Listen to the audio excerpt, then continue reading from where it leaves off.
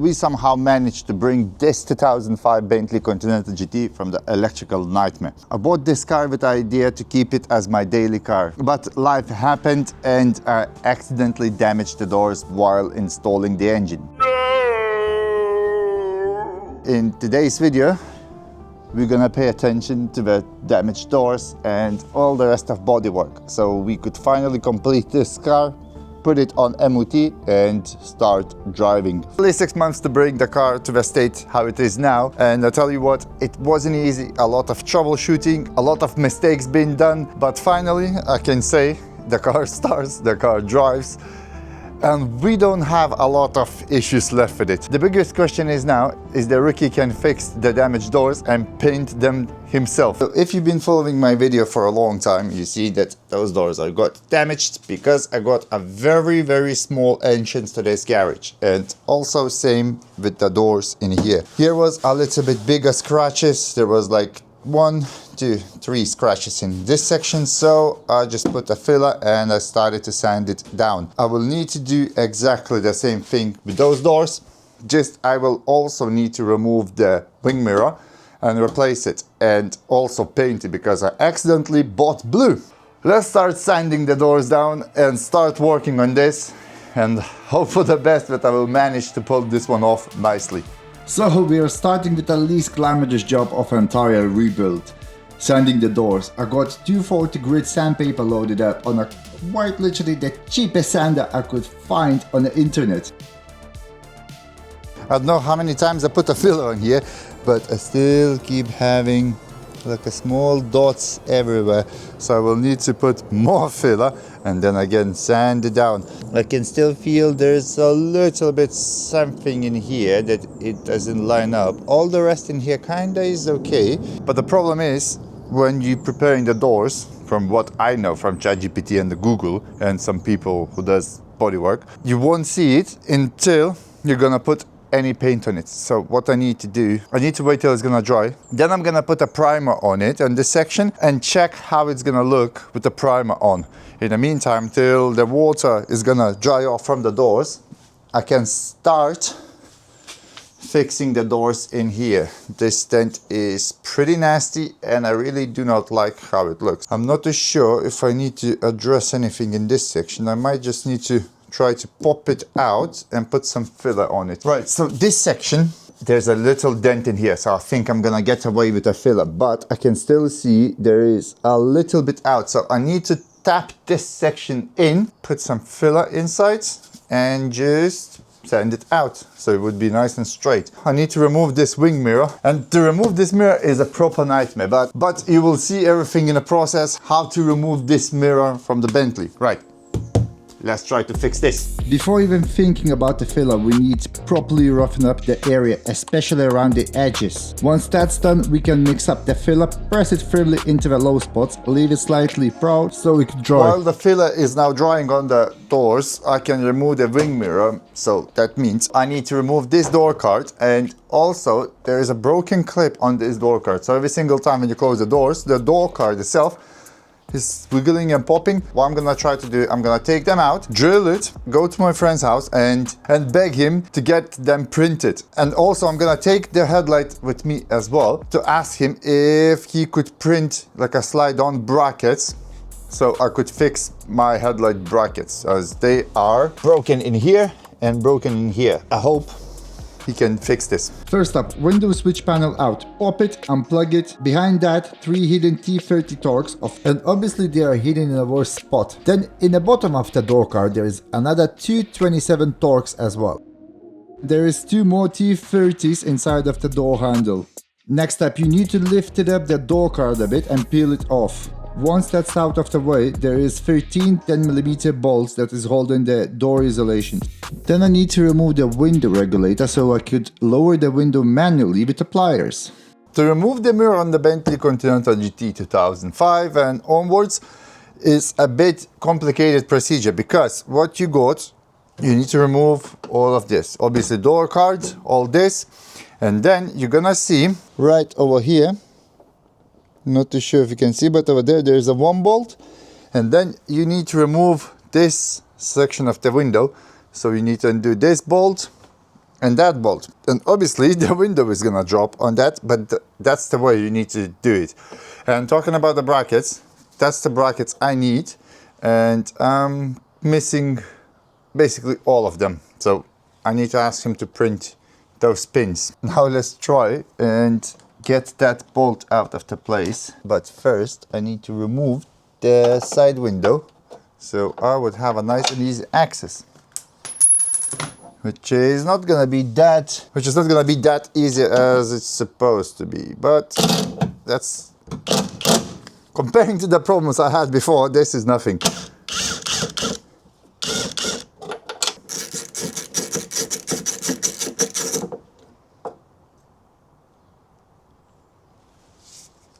Well, it turns out you need to remove 3 bolts, not just 1. So now I should be able to lift this window up. Is there anything else holding apart that? It should slide off. Or, oh, there's one more here. So 4 bolts in total.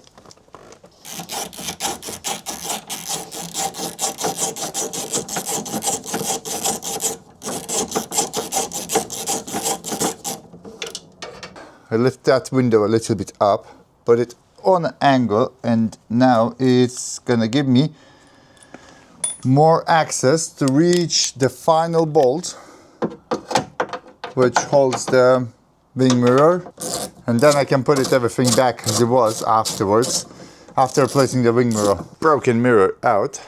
Now I want to work it out how to remove this glass, because this one doesn't have a glass. I'm just thinking, is it glued on or it just pops off? Because on the other mirror it's dirty, and I want to check how the actual mirror itself is clipped in, because I might need to remove the mirror from my one so I could paint it properly. But the mirrors itself, they are double glazed, so what that means, you got 2 glasses, and sometimes when you're trying to remove it, it just cracks. So I don't want to risk on that, and I think I might even tape around the mirror itself and just leave it as it is. I won't put this mirror back in yet until it's fully painted. Also, it's not worth it to put it back, as we're gonna be painting the doors as well. So instead, I'm just gonna tape around the glass, everything, and I'm gonna tape around the indicator itself. Usually you need to remove the mirror and then paint it, but I really do not want to risk breaking this glass, as it's very fragile and it's perfect. That glass is totally perfect. So we'll need to tape it out, sand it out around it and paint it. Right, but I can put this one back in a place, and I need to somehow squeeze that mirror back in a position where it was. Put it a few bolts on so it would hold, and then we're gonna start putting the primer on the doors.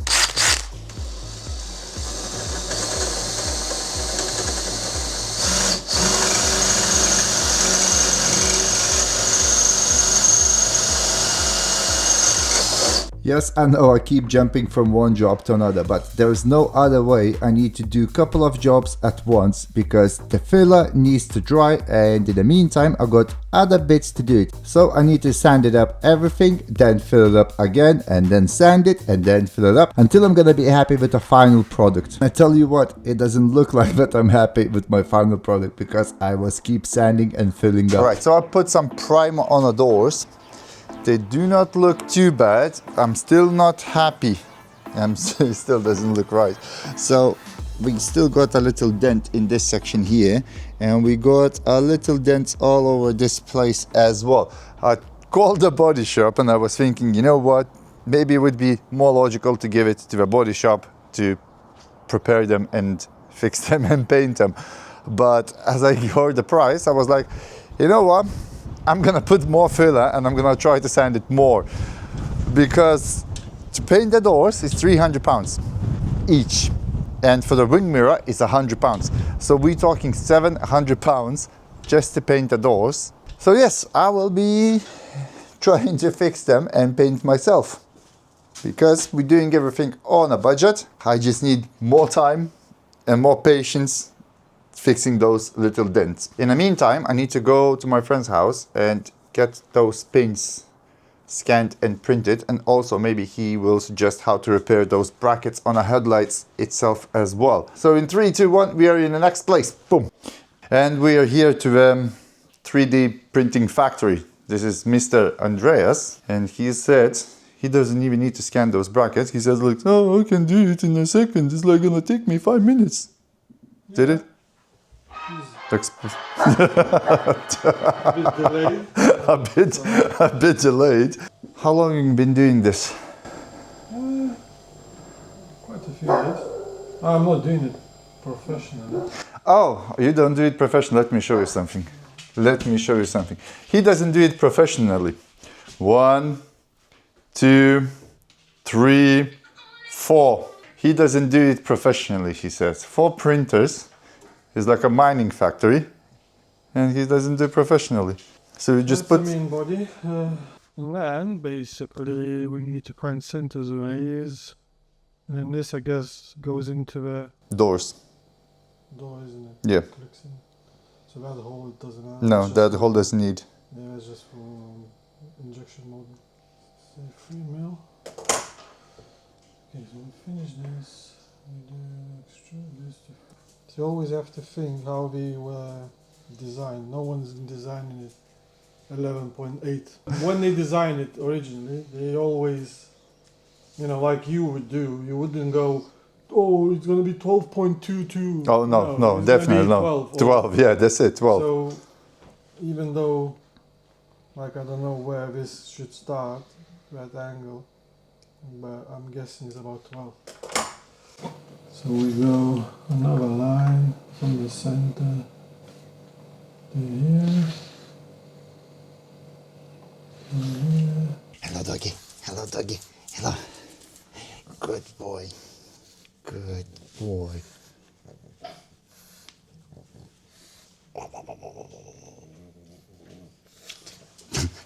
Yes, fill is here. So that's that done. So now I'm guessing these holes were made mid of this. Yeah, it's for the rivets. Yeah, so now I'm just looking where the position of them, like again, like if you would do it, if you would design it, how you would go about designing it. Yeah. So just, I'm sure when they doing it, this was like mid, so that rivet somewhere in the middle. I'm just guessing, but we'll check it after. But say we do construction line, so it's going to be middle of this. And then we can do another construction action line here, just to drive our stuff. And then this looks like on my edge about 6 mil. 6 mil again. And then we can just mirror that on this line. So then again, if you just need to change positions, you don't need to play with both holes. Now I'm just changing one, so I want a 7. And they both changing. Yeah, or I'm changing a height. It's just, again, yeah, again, just gonna change both. So that's all right, and then we can actually do on this sketch. We'll leave this sketch with the holes on. It's gonna be easier, and then I can just show this, and we can just cut them holes out. So that's okay. And then again, this, if I would guess, again, that's gonna be the center of it is gonna be about 6-7 mils. 6 mil? 6-7. 6. No. Yeah, 6-7 mil. Everything's 6-7. Yeah, it's about 14. If I'm only doing one circle here, so I don't need to make loads of geometry to control. So I can just do center, and then it's gonna just let me climb. So I just do 8 mil, and then just dimension that. Oh, I was right, 15, see? finish this, and then we can 18. Say 18. So extrude this to 18 millimeters, and then that taper thingy tapers into 3 mil in the top. 10 here. So if I click on this, it's gonna show me dimension there. Yeah, that's 3 mil. It shows exactly what you need. So that's 3 mil, so that's fine. So that's done. And then we just need to do the bottom bit. This one is still loose, yeah? Yeah, it's still loose. Okay, so we can do 9.4. I'm sure it was 9.5 new, I guess, because no German's gonna design it 9.4. 9.43.3. Yeah. So circle, I can just catch it from this. I just catch it in the middle. So I can climb, and then I just catch it again on that. And it's just gonna show me this. And then 9.4. And that's it, finish sketch. So you can extrude this to 6 mil. And ta-da! He literally said 5 minutes, and it actually took about 5 minutes to do it. Simple. For you, It's nothing. not for me. No, I would spend I mean- weeks trying to figure out what Well, the F. yeah, but I mean, once you figure out the program, it's like anything. It's like True. you doing your video Editing. editing. When I sit and do video editing, I'm dragging and dropping and deleting for weeks. You know, you get used to use tools and that's it. True, true. And Totally it becomes sort of, and this thing helps a lot because I can Just- manipulate my 3D things on a screen way easier. And it makes it much faster. Yeah, because I can control with one hand, I can swivel and do all that stuff, and I can mark or do whatever I need to do with our hand. So you use 2 hands. If you don't have this, you're pretty much one-handed, and It shortcuts makes- only. Yeah. That would be the easiest way. So the least support you need to print, it would be printed like that, like Yeah. standing up. But then the lines, the layer lines, is gonna climb up like that. Yeah. So you have the weakest points here again. You Yeah. don't want that because if you broke it, if ever. So you want to layer lines going the long ways, Yeah. so it's stronger. So it's gonna have to be printed, I'm guessing, probably like that with supports. Bada bim, bada boom. Ferrari. So then, yeah, so just save. You can go and do supports. Because I want to support it just what I wanted supported. So Mhm. this shows again, but you don't need supports yet. No. It's just gonna print fine like that. Bam. What color you want? Does it really matter? Any pink, red, black, white? PETG. Okay. Black PETG to make it strong as possible. 50% infill. An hour and 7 minutes. That for me looks like a rocket science, literally. Yeah, that's it. And it started to print already. So then we can just go print. That looks alright. Send it. And this one is gonna start. Yeah, now it's gonna show here first because it's, you know, Wi-Fi. And that's it. Do-do-do-do-do-do. And it just begins. Paint your stuff. Paint. Yeah, basically. Basically paint. That for your kiddies. Oh, look at this. How to know that your friend has a 3D? Because the stuff like this, it just appears in his home. And if you wonder what is it, you just press the button and you got a tooth pin. If you press it again, it doesn't work. You got 2 more. And he said it's supposed to look like a wood effect, but he didn't have a wood effect color. And you just printed red. This one is printed as well. What else is printed in your house? I have you present. This printed, for me present. This one is printed. Thank you very much. how cool that looks. Headlight broken. Well, it's not broken, just the fittings itself is snapped off on each side in here. So what we're gonna try to do, well, what he's gonna try to do, because I have no idea how it all works and what it actually does. So Andres, can you explain what you have and what you're gonna be doing? So we're gonna use this scanner, which is supposed to be used with another add-on, which is a tracker bar, but I'm not gonna use that because it's a small bit. So we're just gonna use dots, the markers for this. We're gonna scan it in laser mode, just to make a model of these areas we wanna model and make replacement brackets. We'll see if we end up doing that or not, but still, I'll have a scan and then we'll figure just to prove that you don't need a $100,000 scanner to scan no, something. that's this cost what? The Kickstarter it was $3,500. So for $3,500, Yeah, so you can... it's not So 100 grand. No. could you scan the Bugatti's engine that mount? Oh, easy, yeah, no problem. Matt Armstrong.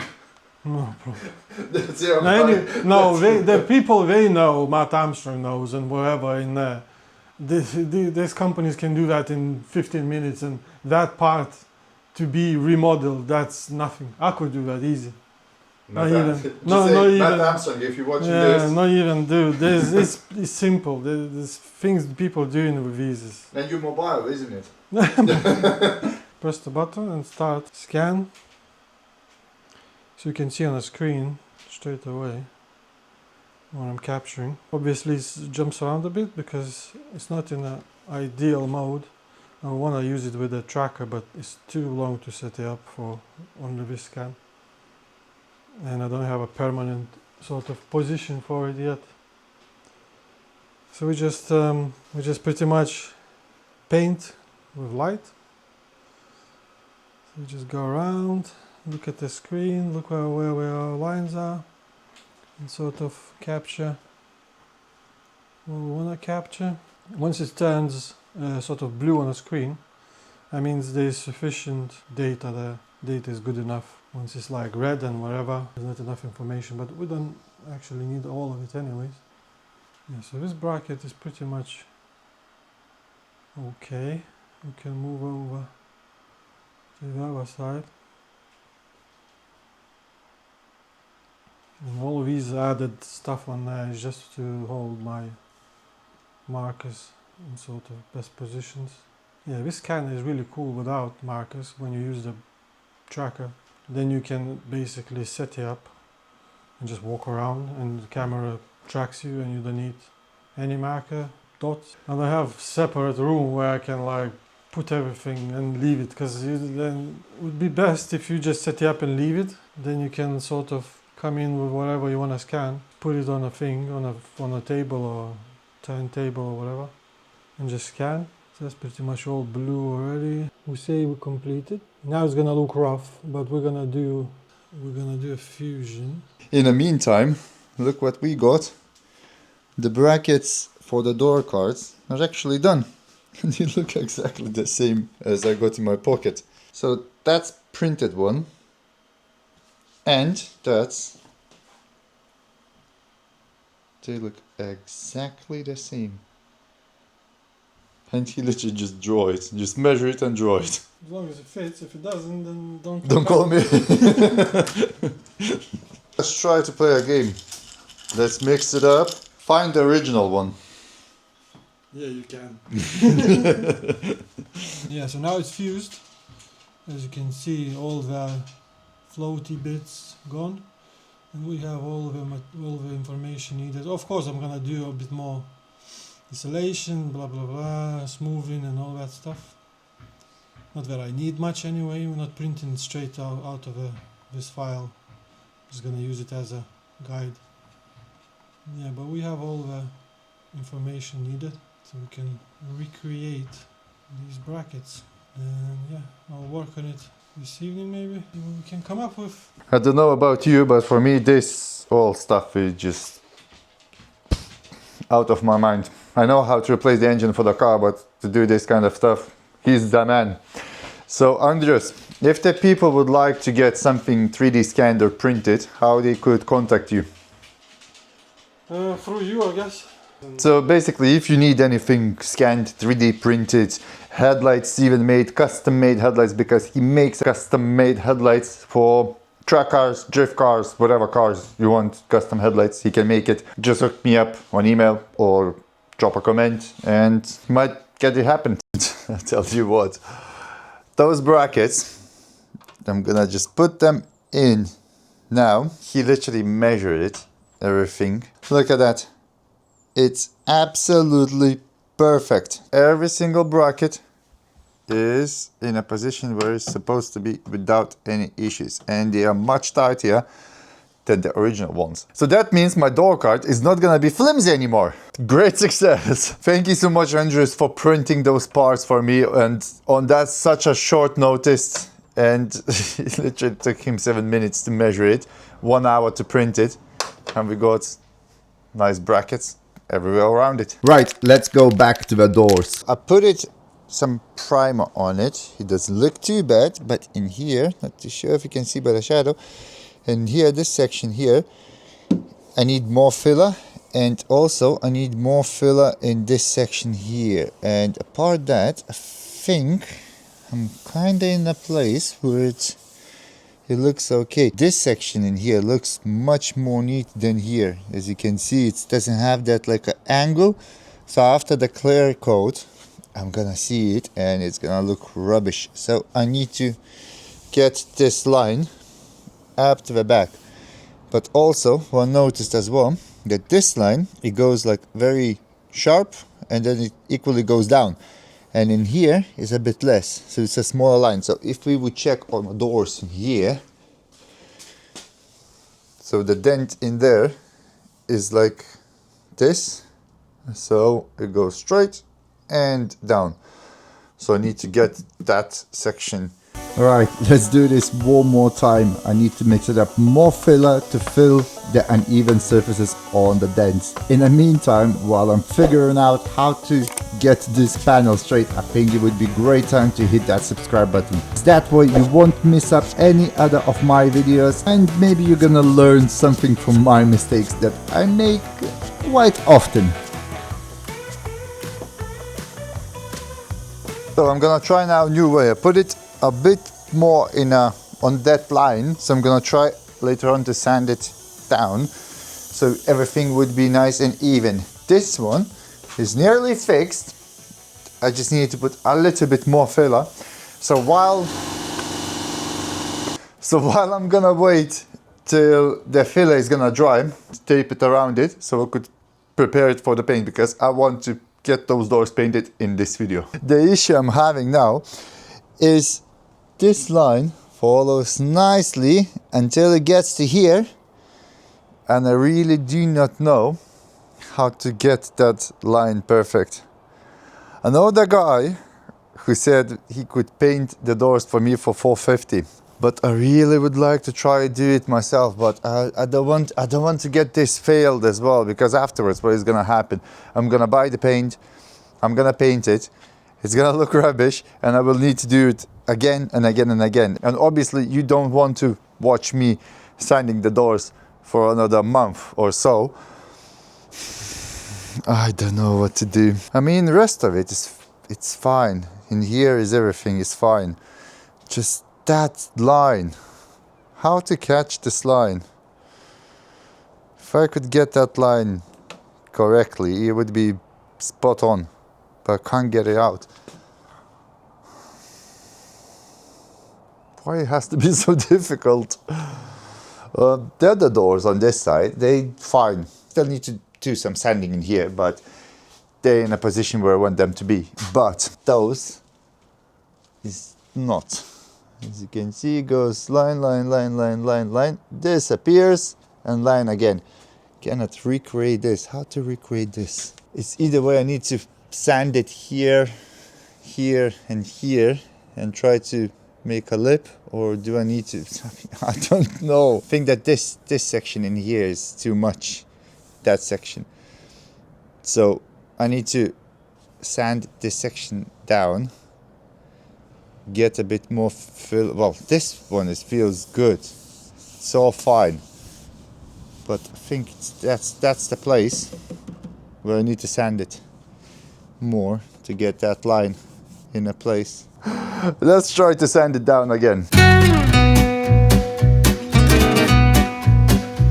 I think I know where I done a mistake. So what I done in the beginning, I put too much filler on a section over there. So now I had to sand everything down. I put a primer on top. I know it's dusty, but I'm gonna be sanding everything down anyway, because now it's gonna mark my high and low spots. So now I'm gonna put the filler where it's not enough, and then I'm gonna try to make everything straight and level, if that makes sense, because it doesn't make sense to me. To be honest, it's much easier to change the engine than do any bodywork on the car. And for the people who does their bodywork for a living, hats off, because this is the hard work. So while the primer is drying on that, I'm gonna start sanding those doors out. So what my plan is, I'm gonna sand it up to the section roughly here, because that's where I'm gonna be painting, and I'm gonna try to blend in the rest of it. So this needs to be sanded down, and all the rest I'm just gonna sand it with like under 1500, something like that, just for the clear coat, and so it would be all nice and even. Well, I'm gonna try my best to blend it in. How it's gonna work it out, I have no idea. It's possible that it's gonna end up going to a body shop in the end, but I'm gonna try my best. Right, let's get this done. I need to remove the bottom trim of the doors and the top trim as well before I'm doing any sanding work, because I really do not want to damage any of the trims. While I'm sanding, I quickly realized, hold on, all the dust is going inside of my car. So I would need to do a deep cleaning. I need to cover the car first. I know this is not ideal before painting because a lot of dust is gonna be gathering on this plastic sheet, but I really do not want to have any dust in the car. Right, let's carry on sanding. And you're gonna be watching me suffering on this quite a lot, because it's gonna take a while till I'm gonna get that perfectly smooth surface. Now we're not trying to take this to a bare metal. This isn't full stripped down job. All we're doing is a keying to the surface, basically roughing up so the new paint has something to bite into. Think of it like giving a panel a fresh haircut before glowing up. And already you can see the old clear coat dulling down. That's exactly what we want, nice and even, no shiny spots. Basically, if it's shiny, the paint won't stick, and then we'll be repairing it again. Before finishing off with those doors, I want to wet sand it with 600 grit sanding paper, so we would have that matte perfect finish. Many hours later, the doors are prime sanded. The other doors are primed, but still need to sand it. Same with the mirror as well. It's primed, but I still need wet sanded.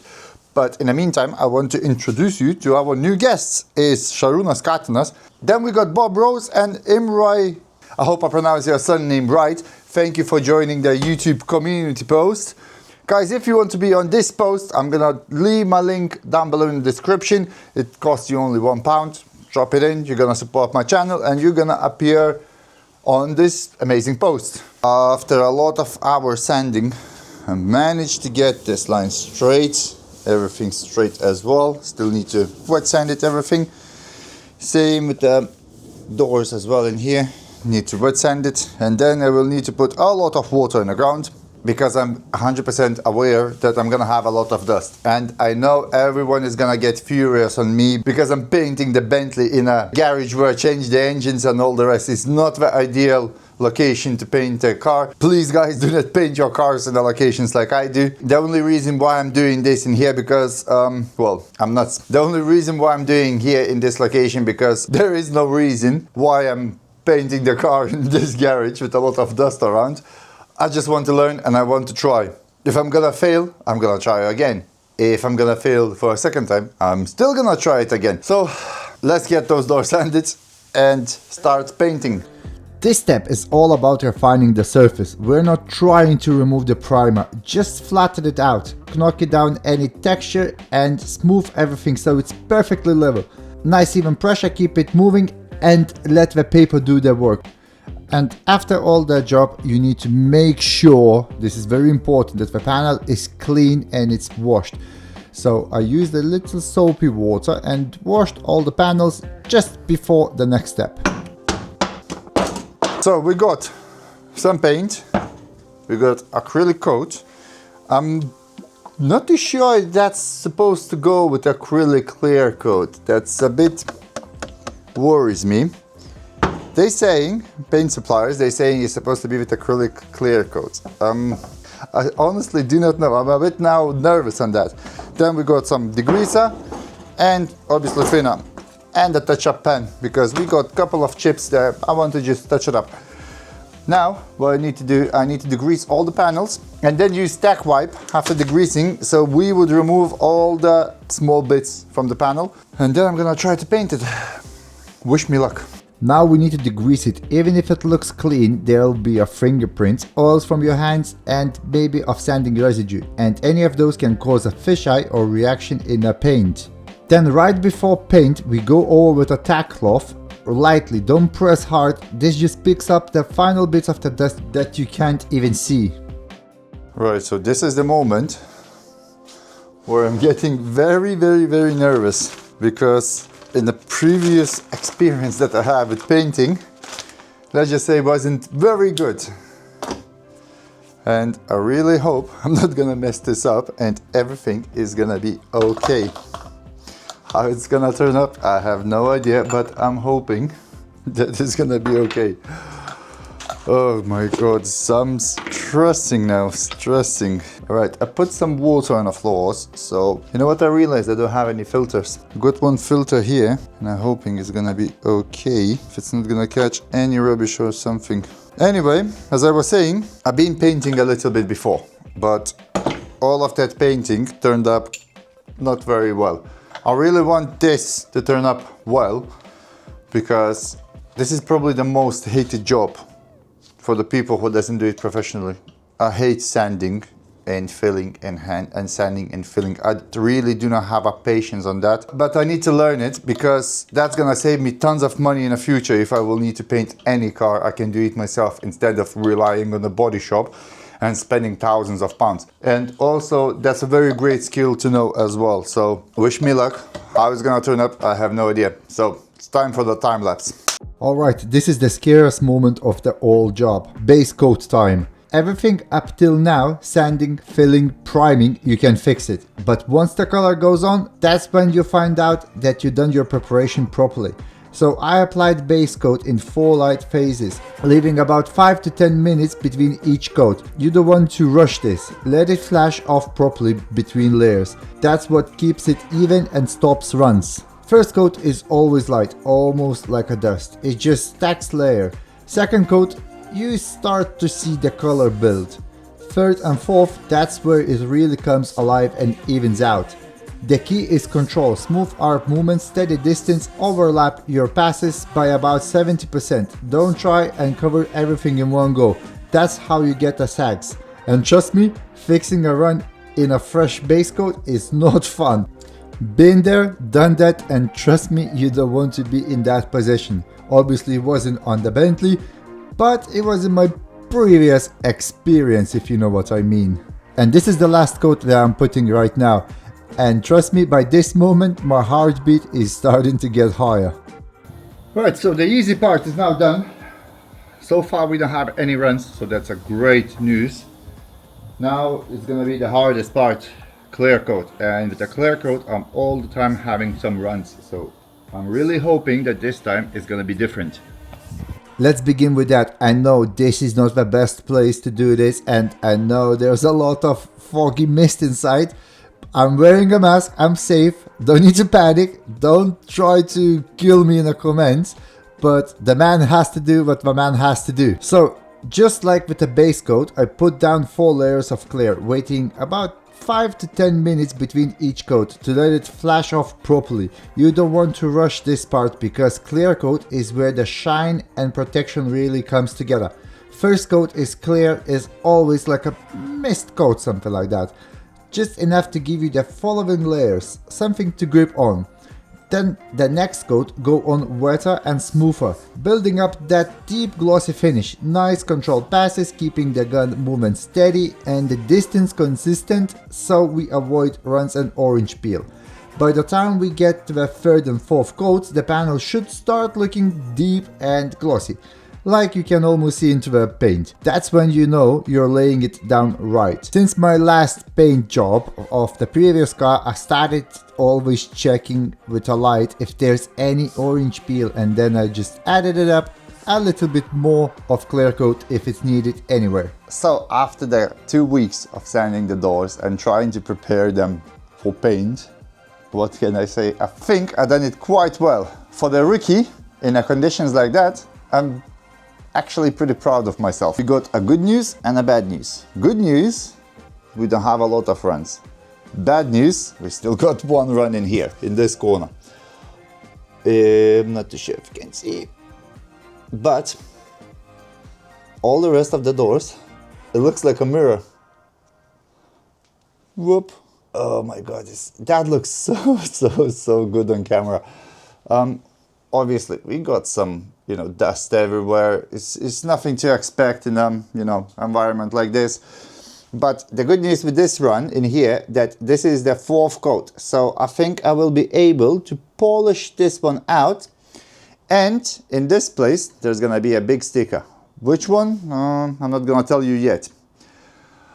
Next, mirror. Mirror is perfect. It's literally perfect. All around it. Oh no, I see a run! Oh my god, I haven't seen this. Oh man, it's not perfect. Anyway, this is a 4th coat as well, but come on! Again, another one. God damn it. Okay, start it again. Mirror is perfect. Oh my god, I honestly wanted to say that this is the first time that I have only a couple of runs. Turns out not. Okay, next. Doors.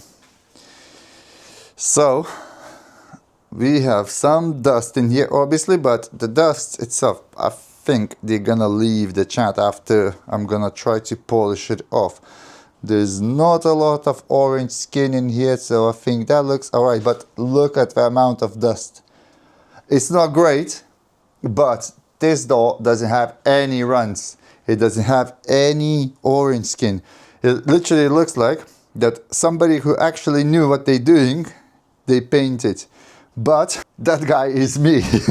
I'm proud of myself. Even I have a couple of the runs, I'm still proud of myself because it doesn't look bad. I haven't ruined the doors and I saved some money and I done it myself. So I proved the point that if you want to do it something yourself, you can do it. Just have a patience and consistency. Thank you so much for watching this video. If you enjoyed it, don't forget to subscribe, click like, comment what do you think about my paint job, and I will see you in the next video.